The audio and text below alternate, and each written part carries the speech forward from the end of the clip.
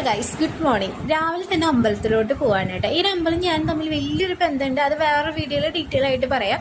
ഇത് കുട്ടനിലെ ഒരു ഹൈലൈറ്റ് മാളാണ് കേട്ടോ. പുതിയതായിട്ട് ഓപ്പൺ ആക്കാൻ പോകുന്നതാണ്. അപ്പോൾ ജസ്റ്റ് പാസ് ചെയ്തപ്പോൾ നിങ്ങളിന്ന് കാണിച്ചു എന്ന് മാത്രം.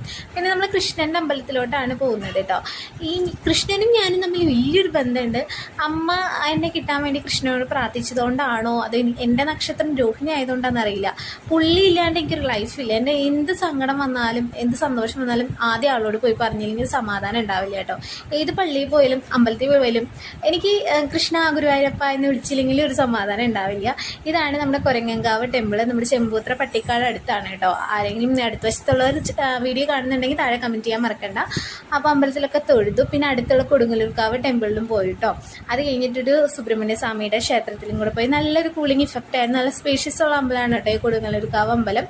പിന്നെ അത് കഴിഞ്ഞിട്ട് വേറെ അമ്പലത്തിൽ പോയിട്ടുണ്ടായിരുന്നു. അതിൻ്റെ വീഡിയോ പുറകെ വരുന്നതായിരിക്കും.